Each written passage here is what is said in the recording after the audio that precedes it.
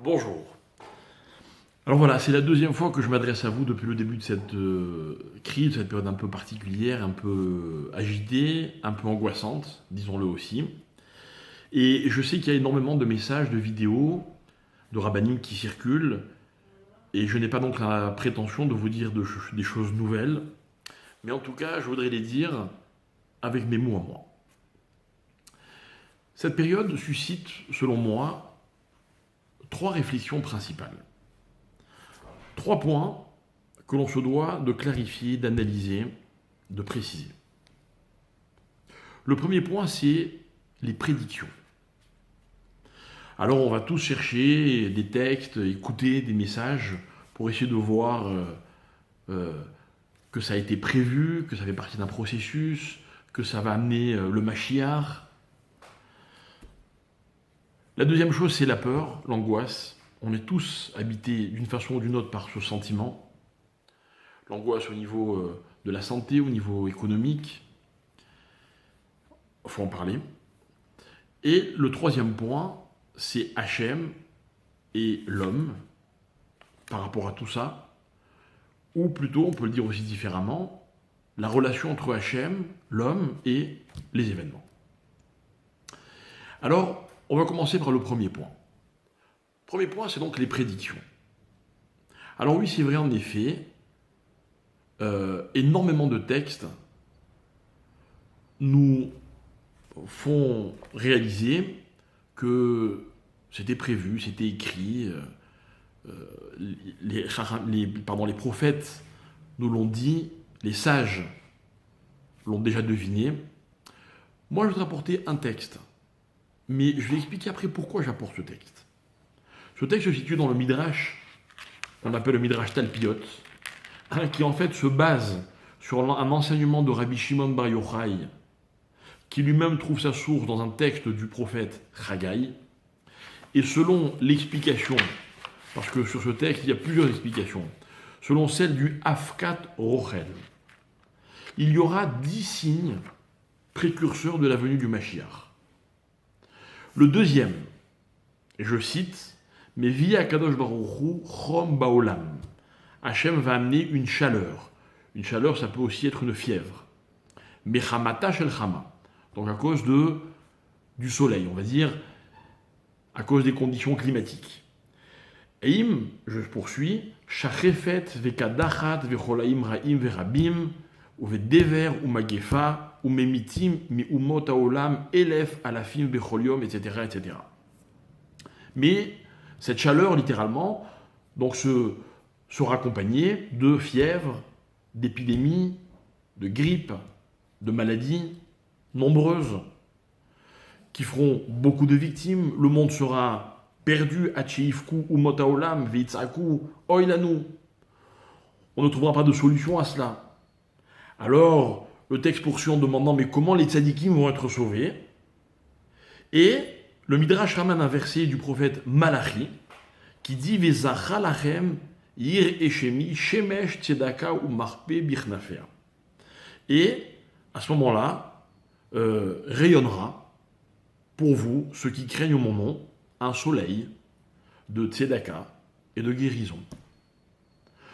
Tous les scientifiques sont d'accord pour dire que la chaleur est l'un des moyens d'éradiquer ce microbe, ce virus, cette pandémie. Et donc c'est marqué noir sur blanc. Ah, alors je ne sais pas vous ce que ça vous fait, moi ça ne me fait pas grand-chose. Ça ne fait pas grand-chose si ce n'est que ça me rassure de voir que voilà, c'était écrit, on savait. Enfin on ne savait pas, hein. Maintenant qu'on voit l'événement, on arrive à le déchiffrer, à le trouver dans les textes. Mais permettez-moi de dire une chose. Il faut bien réaliser. Vous savez, des signes, dans l'histoire, il y en a eu. Des époques, des moments où on a pensé que le Mashiach pouvait venir, que tous les signes le montraient, il y en a eu. Et le Mashiach n'est toujours pas là. C'est très simple. Ce ne sont pas les événements qui vont faire venir le Mashiach. Ce n'est pas l'épidémie ou la pandémie actuelle qui est la preuve que le Mashiach va venir.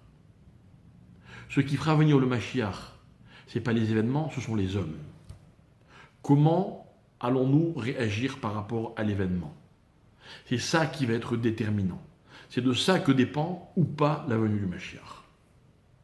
Donc voilà pour tout ce qui est prédiction. L'événement n'a aucun pouvoir. Pire, l'événement n'a aucun effet. L'événement est là pour susciter une réflexion chez l'homme. Donc poursuivons cette réflexion. Numéro 2, la peur. La peur, elle est naturelle, elle est légitime. C'est vrai, au niveau médical, qui va être touché, qui va ne pas être touché, qui va s'en sortir. Au niveau économique, j'ai même pas envie d'en parler tellement c'est évident et tellement ça fait peur. Est-ce que les hommes auront toujours de quoi se nourrir, manger? Mais je voudrais dire quelque chose de très clair. Dans le monde, il n'y a que deux choses dont on doit avoir peur.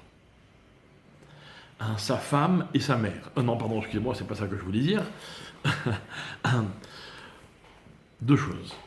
Hachem et nous-mêmes. Avoir peur d'Hachem, oui, c'est vrai. Hachem, c'est lui qui maîtrise, c'est lui qui dirige le monde, c'est lui qui envoie les épreuves, c'est lui qui nous donne les moyens de nous en sortir, et nous allons y revenir dans un instant. Et nous-mêmes. Nous-mêmes, ça veut dire comment allons-nous réagir face aux événements de la vie. On a vu des hommes sortir vainqueurs d'épreuves difficiles et des hommes s'effondrer devant des situations ridicules. Sommes-nous tellement gâtés au point de ne pas pouvoir faire face à certaines restrictions? Sommes-nous tellement fragiles au point de nous effondrer dans ce climat d'angoisse? Ou sommes-nous capables de faire face? Avons-nous en nous la force nécessaire pour pouvoir combattre les événements? Ou en tout cas pour les vivre de la meilleure façon possible? Et j'en arrive à mon troisième point. Qu'est-ce qu'il faut faire pour passer la crise? Et là, il y a également 3 points qui sont pour moi essentiels. Le premier, c'est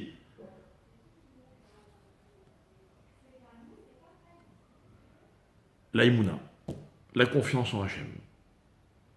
Nous sommes, mes chers amis, dans une période où notre confiance est mise à rude épreuve. Allons-nous être capables de garder confiance en Hachem? Sommes-nous convaincus que Hachem fait tout pour le bien? D'abord que c'est lui qui fait tout. Je suis de ceux qui disent, je vous l'ai déjà dit, qu'on doit respecter toutes les consignes. Mais Hachem, c'est lui qui décide qui va être malade et qui ne va pas être malade. Qui va être un porteur sain, qui va être infecté, qui va ne pas être porteur du tout.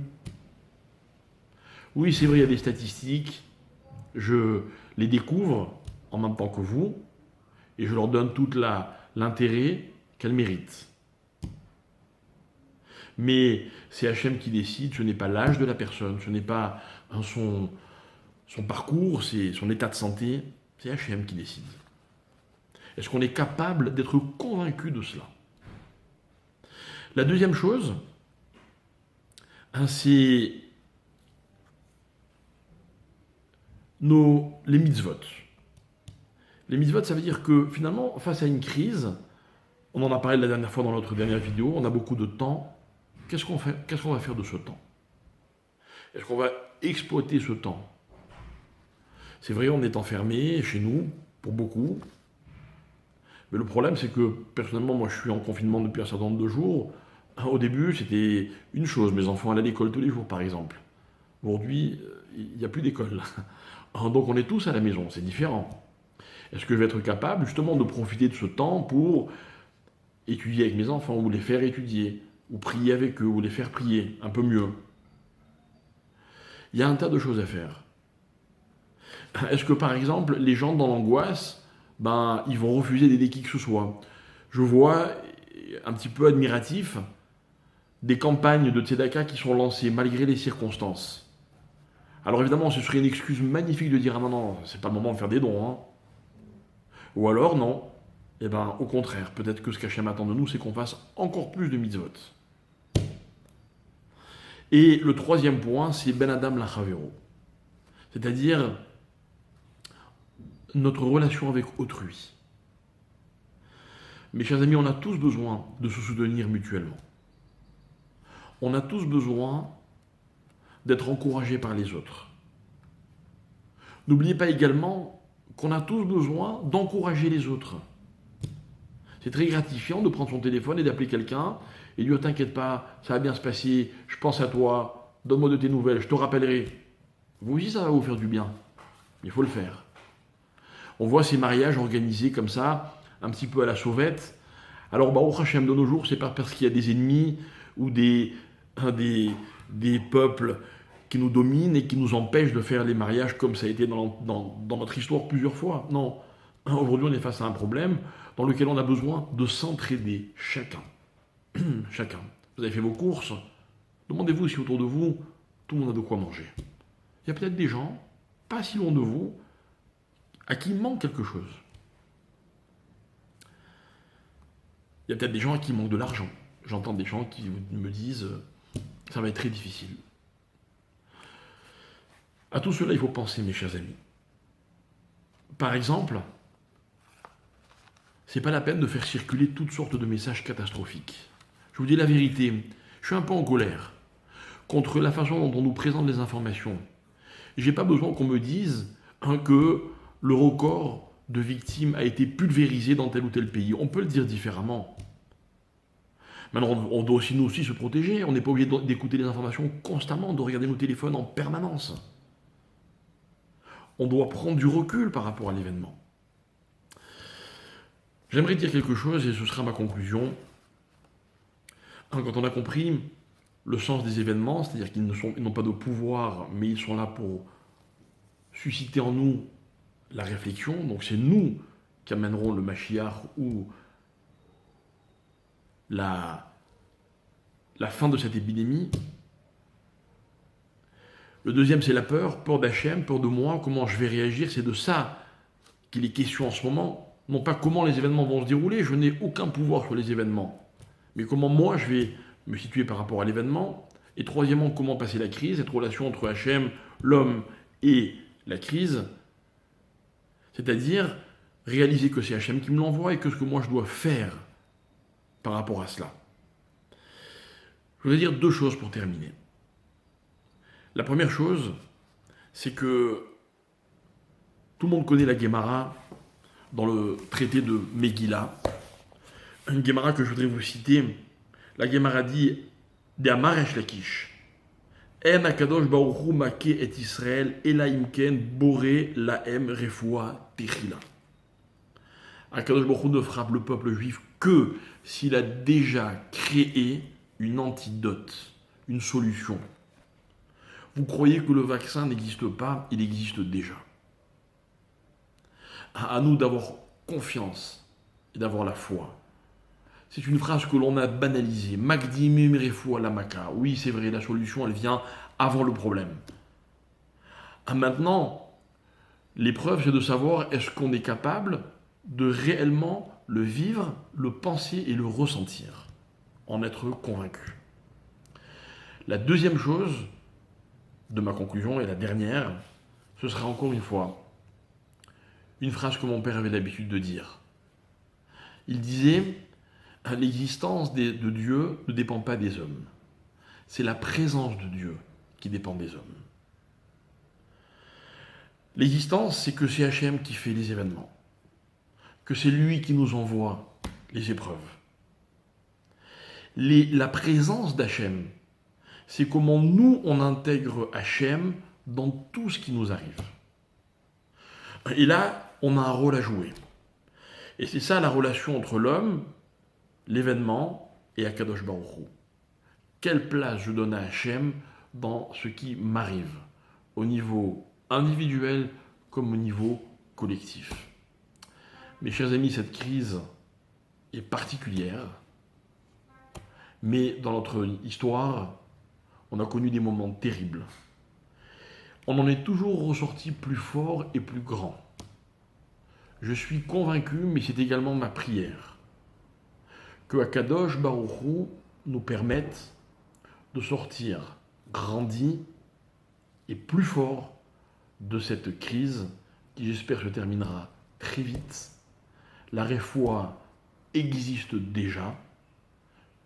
Je demande à Hachem, et je vous invite à lui demander aussi, de la dévoiler, de nous la montrer, mais évidemment, à condition que nous soyons à la hauteur et que nous ayons tiré les enseignements de cette épreuve qui va, Bezrat Hashem, très vite se terminer. Merci.